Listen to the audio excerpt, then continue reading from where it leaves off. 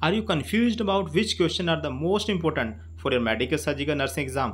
Don't worry, today I will share with you the exact question that appear in almost every university exam based on the INC syllabus. Hello everyone, welcome back to Nationwide Nursing Classes. If you are preparing for your JNM or BSc Nursing exam, this video will be super helpful for your last minute revision.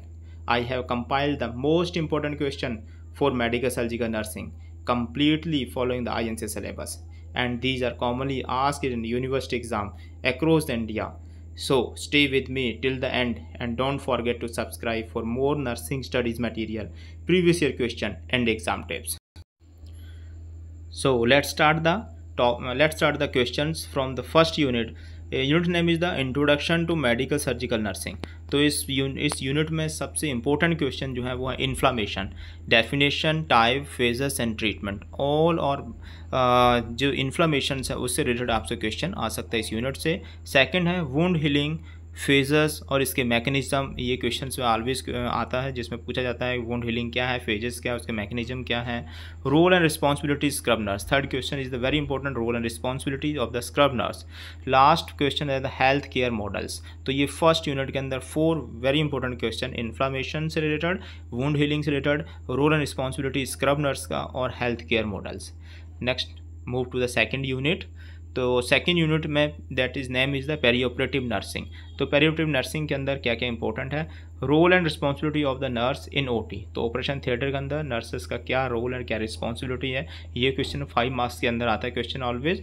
Scrubbing procedure. तो scrubbing procedure क्या है, जिसमें hand washing procedures overall जो है scrubbing से related पूछा जाता है. थर्ड क्वेश्चन है इसके अंदर बायोमेडिकल वेस्ट मैनेजमेंट, जो फंडामेंटल का क्वेश्चन है बट मेडिकल सर्जिकल में भी इस क्वेश्चन को कई बार पूछा गया है, biomedical waste management. Next question है एनेस्थीसिया. एनेस्थीसिया क्या, टाइप्स क्या है, स्टेजेस क्या है, ये सब क्वेश्चंस भी इसमें पूछे जाते हैं. नेक्स्ट है फ्यूचर्स एंड फ्यूचर मटेरियल. तो फ्यूचर और फ्यूचर मटेरियल्स के रिलेटेड भी क्वेश्चंस पूछे जाता है. नेक्स्ट क्वेश्चन है इंपॉर्टेंट, वेरी इंपॉर्टेंट, जो सेकंड यूनिट में से है वो है सीपीआर. तो सीपीआर के जो पूरा प्रॉपर एल्गोरिदम है वो इसके अंदर पूछा जाता है. नेक्स्ट है पेन मैनेजमेंट. तो पेन मैनेजमेंट कैसे करोगे, पेन असेसमेंट क्वेश्चन इसमें इंपॉर्टेंट रहता है, pain management and assessment. Next है स्टैंडर्ड सेफ्टी प्रिकॉशन. तो स्टैंडर्ड सेफ्टी प्रिकॉशंस क्या है, एसएस जो आई है स्टैंडर्ड सेफ्टी प्रिकॉशंस के अंदर आते हैं, वो सब इसके अंदर हम डिस्कस, इसको आपने पढ़ना अच्छे से, जिसमें से ये क्वेश्चन जो इंपॉर्टेंट आता है स्टैंडर्ड सेफ्टी प्रिकॉशन जो है pre operative nursing second unit में से. नेक्स्ट है थर्ड यूनिट. थर्ड यूनिट जो है वो nursing care of the patient with common sign and symptom and management. तो common sign and symptom management के अंदर इलेक्ट्रोलाइट इम्बैलेंस जो है वो इम्पोर्टेंट. तो इस यूनिट में इंपॉर्टेंट क्वेश्चन है हाइपोकैलेमिया एंड हाइपरकैलेमिया. सेकंड है हाइपोकैल्सीमिया एंड हाइपरकैल्सीमिया. तो पोटेशियम और कैल्शियम से रिलेटेड जो इम्बैलेंस है वो क्वेश्चंस बार बार पूछे जाते हैं इस यूनिट में से. उसके बाद आता है एसिड बेस इम्बैलेंस, जिसमें रेस्पिरेटरी एसिडोसिस है, रेस्पिरेटरी एल्कलोसिस है, मेटाबॉलिक एसिडोसिस है, मेटाबॉलिक एल्कलोसिस है. इसमें से भी कई बार क्वेश्चंस पूछे जाते हैं. और इस यूनिट में सबसे इंपॉर्टेंट क्वेश्चंस हैं वो है शॉक. तो शॉक के कितने टाइप्स हैं और शॉक को मैनेजमेंट कैसे हम करते हैं, वो ओवरऑल क्वेश्चन जो है शॉक से रिलेटेड जो 15 मार्क्स के क्वेश्चंस हैं वो इस यूनिट में से अगर आता है तो शॉक से रिलेटेड क्वेश्चन आएगा आपसे. Next unit number 4, nursing care of the patient with respiratory system disorder.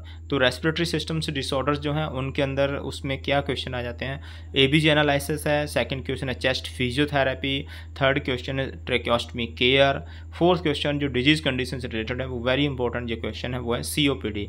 तो सीओपीडी क्वेश्चंस ये हमेशा अगर रेस्पिरेटरी डिजीज कंडीशन में से आ रहा है तो सीओपीडी वेरी इंपॉर्टेंट क्वेश्चन जो है हमेशा देखा जाता है क्वेश्चन जो है यूनिवर्सिटी एग्जाम्स के अंदर आता है. उसके बाद क्वेश्चन है respiratory failure, respiratory failure.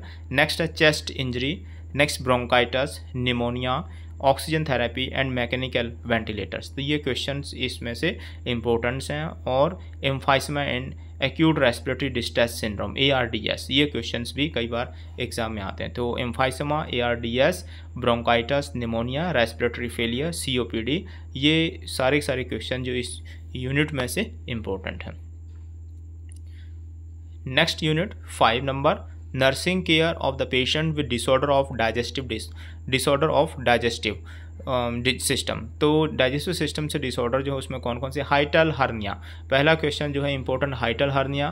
Second है GERD, गैस्ट्रोएसोफेजियल रिफ्लक्स डिजीज।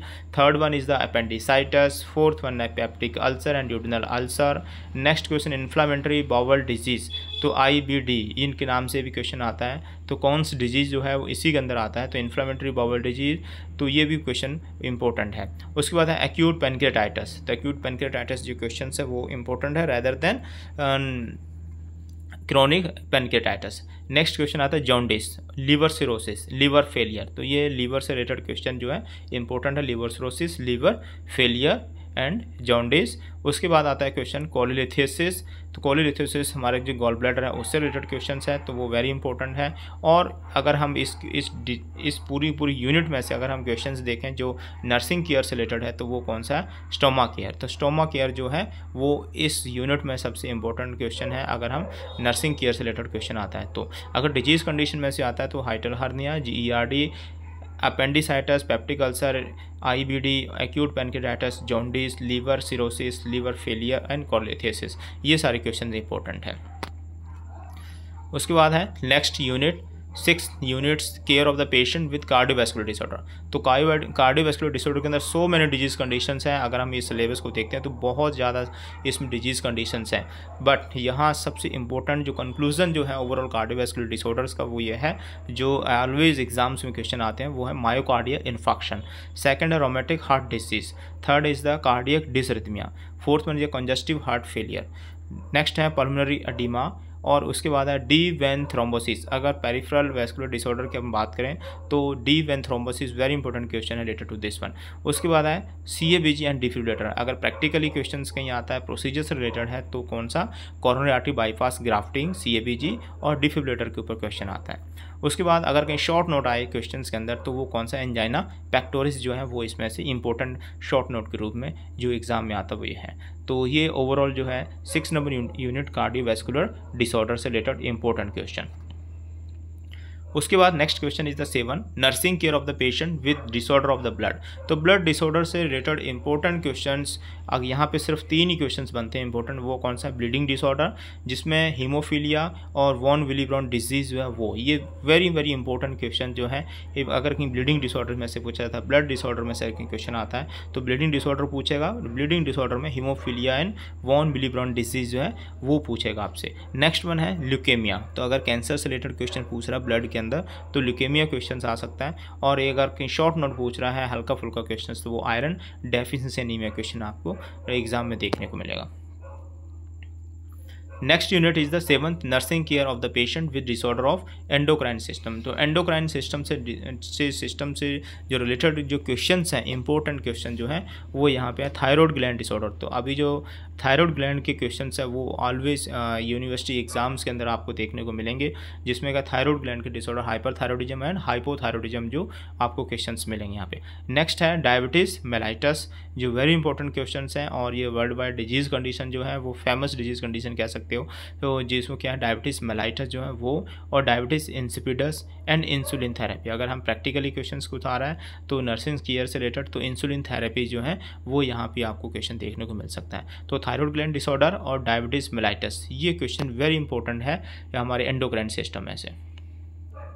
उसके बाद क्वेश्चन यूनिट नंबर है 9 nursing care of patient with skin disorder. तो स्किन डिसऑर्डर से रिलेटेड जो क्वेश्चन है उसके अंदर है सोरियासिस, एक्जिमा एंड डर्मेटाइटिस। ये इंपॉर्टेंट क्वेश्चंस हैं, ये 2-2 नंबर के क्वेश्चंस जिससे 2 मार्क्स क्वेश्चन जो है वो आने के चांस में ज़्यादातर ये आपको देखने को मिलेंगे, या मैक्सिमम का 5 मार्क्स क्वेश्चन। इससे ऊपर के क्वेश्चंस के अंदर ये आपको नहीं मिलेगा देखने को, जिसमें psoriasis, eczema and dermatitis 3 only important जो क्वेश्चन है इस care with the patient with the skin disorder जो है आपको यहाँ पे मिलेंगे।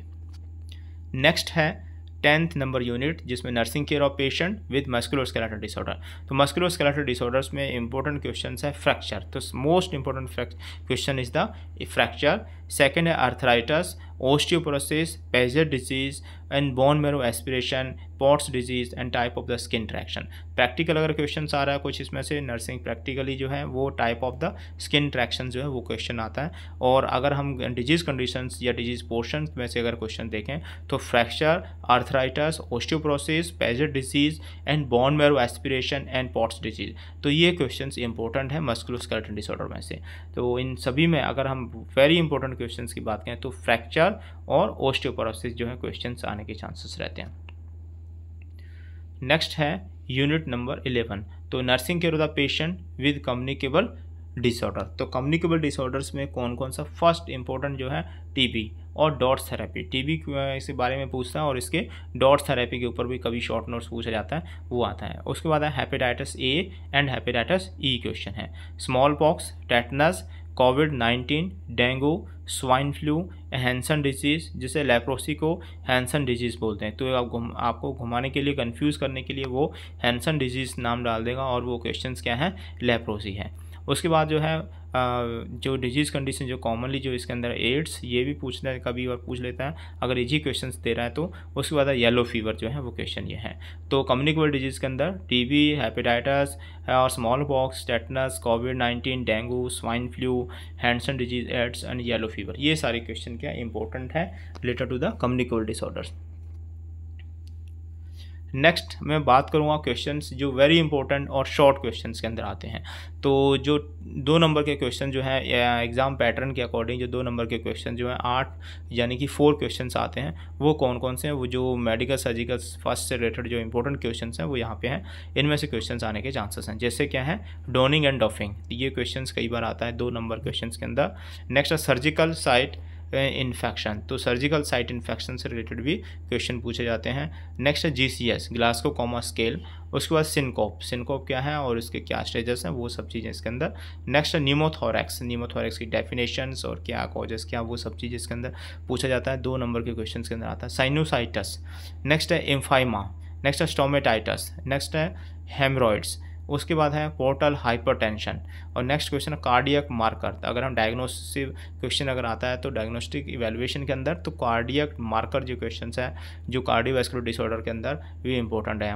MI के अंदर ये हम करते हैं, कार्डियो मार्कर जो है वो इसके अंदर क्वेश्चन आते हैं। नेक्स्ट है हार्ट ब्लॉक, हार्ट ब्लॉक के ऊपर भी question, first degree, second degree, third degree heart block जो है कंप्लीट हार्ट ब्लॉक, वो इसके अंदर क्वेश्चंस पूछा जाता है। नेक्स्ट में ECG, तो ECG की वेव्स के बारे में पता होना चाहिए, तो ECG वेव सेगमेंट्स और इंटरवल्स इन सब के भी हमें पूरा डायग्राम के थ्रू हमें बताना होता है इसके अंदर, और ECG क्वेश्चन भी कई बार आगे एग्जाम में देखा गया है। नेक्स्ट में इज द एकाइमोसिस, एकाइमोसिस क्वेश्चन जो है वो भी देखा गया है, ये शॉर्ट टर्म्स जो हैं वो ये एग्जाम में हमेशा पूछी जाती हैं। तो these are the overall important question related to the medical surgical nursing first, जो 3rd सेम या we can say 2nd year के स्टूडेंट्स के लिए वेरी वेरी इंपॉर्टेंट क्वेश्चन है सभी यूनिवर्सिटी में, चाहे वो राजस्थान यूनिवर्सिटी हेल्थ साइंस हो, चाहे आप BD शर्मा यूनिवर्सिटी हो, चाहे अटल बिहारी वाजपेयी यूनिवर्सिटी हो, चाहे दिल्ली की यूनिवर्सिटीज़ हो, किसी भी यूनिवर्सिटी जो अंडर द INC आ रही हैं, सभी के सभी यूनिवर्सिटी के लिए there are the very very important question जो ऑलवेज एग्जाम्स में देखे जाते हैं। इन सभी क्वेश्चन के गो थ्रू होने के बाद आप बहुत अच्छे मार्क्स गेन कर सकते हो। अगर कोई पर्सन जो है बिल्कुल ही फेल होने कंडीशन में, तो वो इन क्वेश्चंस को अगर अच्छे से पढ़ के जाता है तो वो पास हो जाएगा, और अगर कोई अच्छे मार्क्स लेना चाह रहा है और इन क्वेश्चंस को अच्छे से रीड करके जाएगा तो वो अच्छे मार्क्स जो है ले सकता है। तो they are the very helpful questions, so before going to the attempting to the exams just read go through with this questions and take the maximum marks in the examination. Okay, bye, thank you.